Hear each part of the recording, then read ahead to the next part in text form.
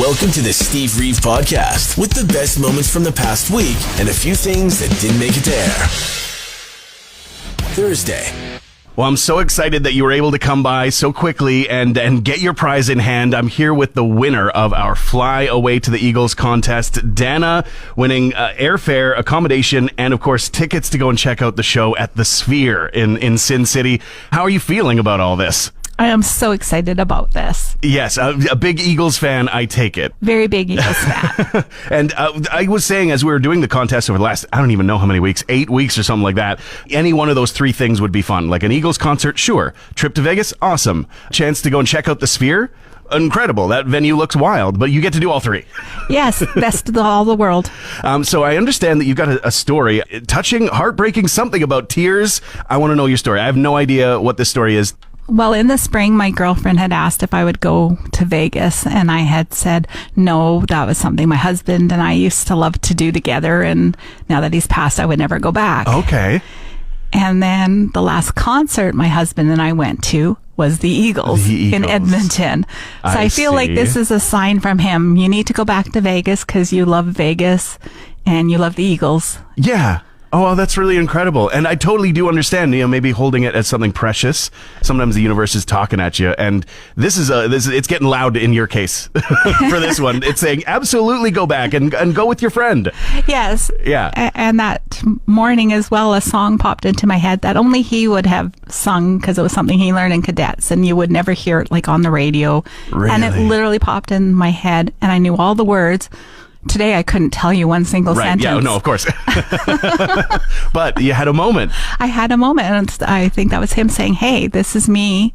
Merry Christmas. No kidding. Go do what you love to do. That's really cool. Well, before too long, next month, you'll be down there and you'll be experiencing it. Yes. And I'll definitely be thinking of him and he'll be with me. Amazing. And I'm so happy that we could be just a small part of that to help you get out there. Have the best time, Dana. Thank you so much. Thanks for stopping in. It's time for Cruz Music News with Steve Reeve. Evanescence will be performing a song at the Game Awards on December 11th. It's the anthem to the Netflix adaptation of the game Devil May Cry, and they are teasing that they might come along with an announcement. And people are surmising maybe that means Season 2 might be in the works. We'll have to wait just a little bit longer to find out. But speaking of video games, Clown of the band Slipknot has started a Minecraft realm, a world called Vern Earth, with evolving storylines and different modes to play. He says that he's teamed up with himself, really, co-founder of the band and percussionist Sean Clown Crayon. Wanted to everybody to just jump on more than a typical Minecraft server, he says, a surreal landscape built from over 100 million blocks. I was trying to find out if it's an official collaboration with Mojang/Microsoft, the owners of the game. No idea. I think he's just doing this on his own for fun, which is even more amazing. And we have a little bit of sad news that comes in the form of a brand new song from the late Scott Weiland, a song called If I Could Fly that's been shared a decade after his passing. He wrote it, apparently, in 2000 after his son Noah was born.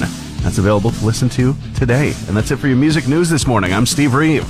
Yeah, smell those farts. Smell your own farts, for they may be healthy for you, according to some new Johns Hopkins research. Of course, take it with a grain of salt as well. But there is some new data, I guess, in their research that is linked aging, neurodegeneration, cell issues as we get older with the different cell signals that our body sends using different gaseous molecules that are contained within the cell, and that we produce our own in a large way as we are younger, but maybe are able to to produce those things less so as we get older. Blah, blah, blah, blah, blah. I mean, they're linking this to the relentless march of aging, being able to slow that down, perhaps, being able to have better chances against developing Alzheimer's and things like that. So could be something to this, but really initial research for now. And bottom line, the only thing that my childhood brain is taking away from this is breathe deep, my friends. Breathe deep, for it may be healthy. All right, analysis. Oh, even Steak would say that stinks. You know when you go to an apartment building and you smell other people's cooking on each floor and you're going, what are they cooking? That plus crap. Friday. An assailant tied one or two or three on after breaking into a store. not too long ago. One of the best stories of the entire day. Here's the headline from ABC News down in the States. A burglar that broke into a Virginia store was caught by police asleep in the bathroom. It gets even better. That burglar was a raccoon. Now, you're probably wondering how it ended up passed out on the bathroom floor. I love that. You're probably wondering how it ended up on the bathroom floor. I feel like that could have also been the voiceover for the story. You know, we cut to the raccoon waking up groggy and the voiceover. You're probably wondering how I ended up here. Too good. Now, of course, they let the raccoon go after it had a chance to, sober up, have some water, dry out just a little bit, as they say. But this is a hilarious story, and it's one of those ones where I can't wait for my girlfriend to wake up because this is going to be her favorite thing of the entire day.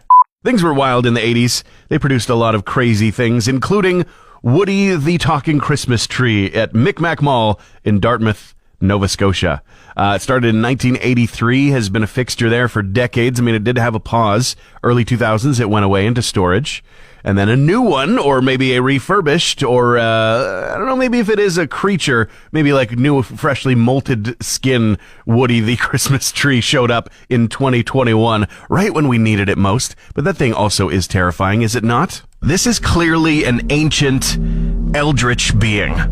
I picture how Lovecraft would have described that thing, like, he sees all of eternity in every waking moment, ever lost in the awe of his knowledge of everything that has, does, and may exist across the expanses of the infinite. His thoughts a web of unknowable dimension, his existence the bedrock substance of timeless realms, his knowledge of the natural and unnatural worlds ceaselessly rendering him unable to move, unable to speak, to the incomprehensible horrors that his consciousness bears constant witness. He remains paralyzed across the expanses of all time so that we may be merry. He is Woody, the Dartmouth Christmas Tree. Anybody else feel that way? I do, every time I see it. You're listening to the Steve Reeve Podcast from 100.5 Cruz FM. They had teased the existence of a pair of new songs coming out, but with the announcement of their world tour in 2026, Guns N' Roses has made good on that promise with two new songs released this week, Nothing and Atlas. Hasn't been too long since their most recent releases prior. Perhaps And the General came out in 2023, but big tour coming close to town at Commonwealth Stadium, Edmonton, August of next year. Meanwhile, if you wanted to check out the Rock and Roller Coaster at Disneyland, Disney World, rather, over in Orlando, it is shutting down. It has now reached the end of its 26-year journey, themed all, of course, around the Aerosmith, with the same pre-ride video for the entire 2.5 decades, I'm sure. But now it's going to be Muppets themed. They just need time to refurbish. Pink Floyd, with pop-ups showing up around the world, specifically in London, Barcelona, Los Angeles, and Paris, so nowhere near here, a celebration of 50 years of Wish You Were Here. Not only are they going to have the 50th anniversary repressing of the album to celebrate, there was actually an editorial magazine project. Brain Damage Fanzine did a Wish You Were Here 50 edition, and they're printing 5 of those editions, 5 different versions worldwide, as part of the celebration. Pre-orders for the music, at least, going to arrive December 12th. Available right now for you to spend all your money on. Netflix apparently about to buy Warner Brothers, posturing to buy the giant company that we grew up with for billions and billions and billions of dollars, including HBO Max, or whatever they call it now.